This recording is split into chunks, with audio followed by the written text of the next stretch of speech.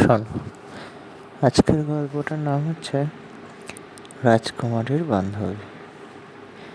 তো বহুকাল আগে, বহু দূরে এক রাজ্য ছিল, মেঘ রাজ্য। খুব সুন্দর এক রাজ্য। সে মেঘ রাজ্যের রাজকুমারী ছিল মেঘকুমারী। মেঘকুমারী খুব সুন্দর রূপের গড়ন, খুব সুন্দরী দেখতে, খুব সুন্দর দেখতে। আর তার জন্য তার খুব অহংকার ছিল যে সে এত সুন্দরী দেখতে, তাই খুব অহংকার, খুব তো রাজার চোখে ঘুম নেই, রানীর চোখে ঘুম নেই যে এত সুন্দরী রাজকুমারী কার ইয়েতে দেবে, কার হাতে তুলে দেবে, সব সময় চিন্তা। চারিদিক থেকে রাজপুত্ররা আসছে, চারিদিক থেকে রাজারা আসছে। রাজারা, রাজপুত্ররা এসে তাদের চোখ ঝলসে যাচ্ছে রাজকুমারীর রূপ দেখে। তাদের চোখ ঝলসে গিয়ে তারা তাকে বিয়ে করতে পারছে না। রাজকুমারীরাও খুব গর্ব, খুব দম্ভ যে এরা আমার উঠতে নয়, এরা আমার সঙ্গে আমার রূপের নয়। রাজকুমারীরা তাদেরকে করে দিচ্ছে, তাদেরকে আর তাদের গলায় মারা দেয় না। একের পর এক চারিদিকে সব রাজ্যের রাজপুত্র রাজকুমার এলো, কারো রাজকুমারী পছন্দ হলো না। তখন রাজা বলল যে মন্ত্রীকে বলল, মন্ত্রী তুমি লোক পাঠাও চারিদিকে, দেখো আরো কোন সুন্দর রাজ্য আছে, সেই রাজ্য থেকে রাজকুমারকে ধরে রাজকুমার দেখে এসো আরো সুন্দর।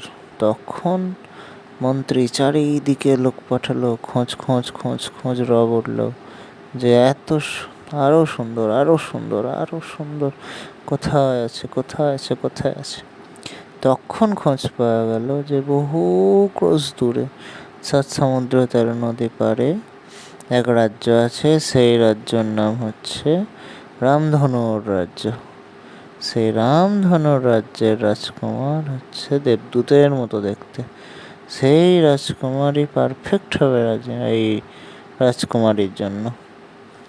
তখন মন্ত্রী বলল যে যাই দূত পাঠাই রাজাকে। রাজা বলল না, দূত পাঠালে হবে না, সভাকবি যাবে। আমার সভাকবি গিয়ে গান শুনিয়ে আমার সভাকবি আমার মেয়ের এই রূপের বর্ণনা দিয়ে আসবে সেখানে, তারপর রাজকুমারকে ডেকে পাঠানো হবে। তো সভাকবি নৌকায় করে চলতেই লাগলো।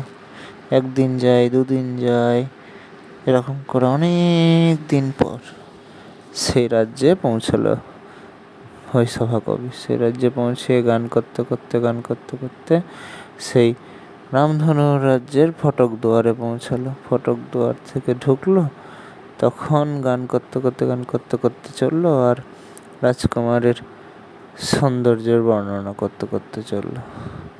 তখন ওপরে রাজপ্রাসাদ, বিশাল অট্টালিকা, বিশাল রাজপ্রাসাদের ওপরে এক জানলা থেকে জিজ্ঞেস করলো, ও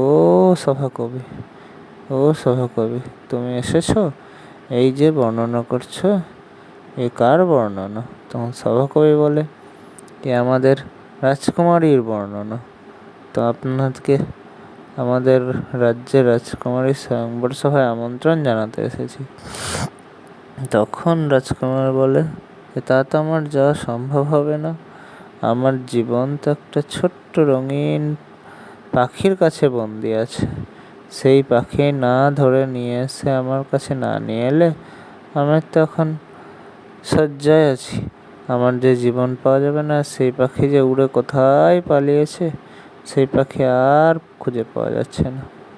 তখন সভাকবি বলল, আচ্ছা ঠিক আছে, আমি এই কথা আমাদের রাজাকে জানাবো। সভাকবি আবার ফিরে এসে সব ঘটনা রাজাকে জানালো।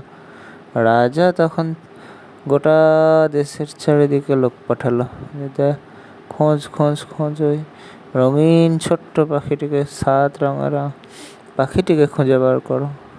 চারিদিকে সব লোক গেল, কেউ খুঁজে পেল না, সবাই মাথা হেঁট করে ফিরে এলো।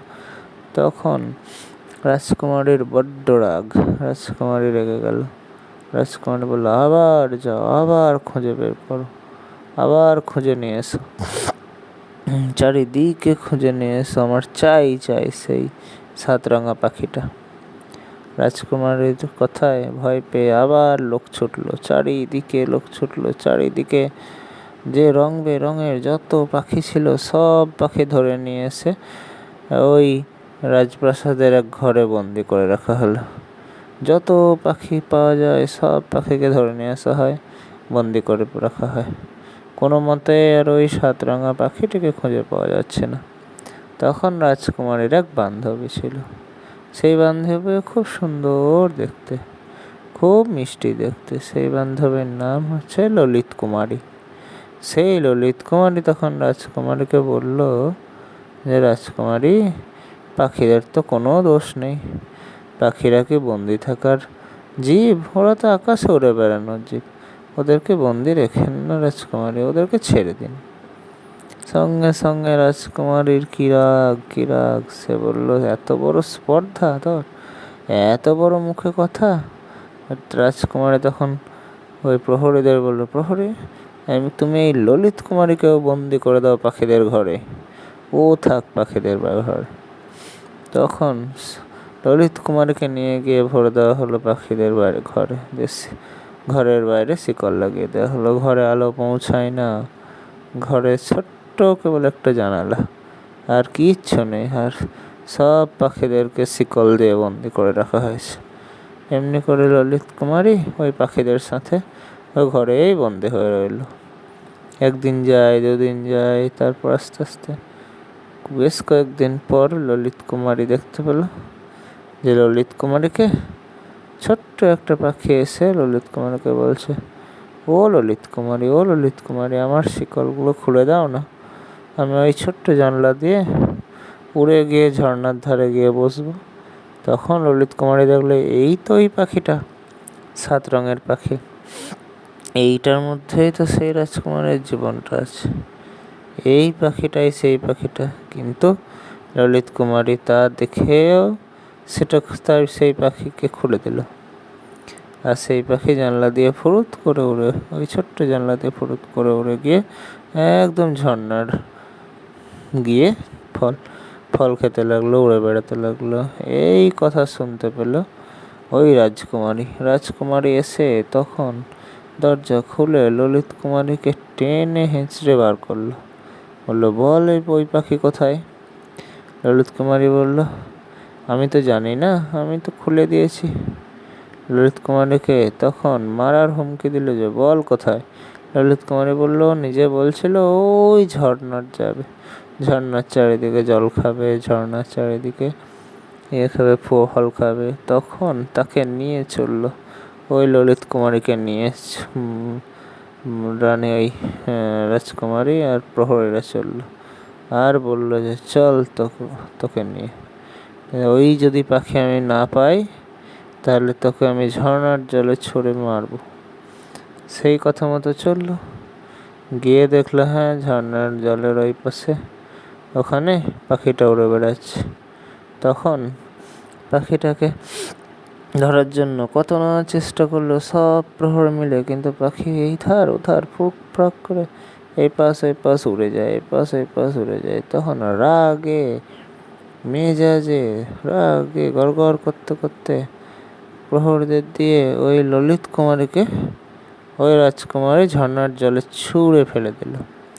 তখন ওই ছোট্ট সাতরঙা পাখিটি উড়ে গিয়ে ওই ললিত কুমারীকে পিঠে নিয়ে নিল, বিশাল বড় পাখি হয়ে। তখন পাখি দিয়ে ললিত কুমারীকে পিঠে নিয়ে উড়ে একদম চলে গেল রামধনুর শহরে, রামধনুর রাজ্যে। ঘুরে গিয়ে সোজা প্রাসাদে ঢুকে একদম রাজকুমারের বুকের কাছে নিয়ে গিয়ে ফেলল, দিয়ে বলল, দিয়ে রাজকুমারের প্রাণ ফিরে পেল।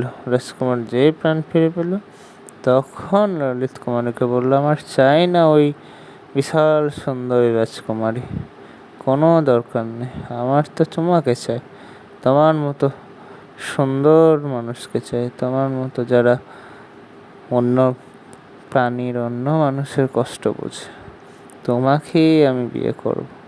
তারপর সে ললিত কুমারের গলায় গজমতির হারটা পরিয়ে দিল। তাদের মধ্যে বিয়ে হয়ে গেল, তারা সুখে শান্তিতে থাকতে লাগলো। এই হচ্ছে গল্প। বেশ, এবার ঘুম।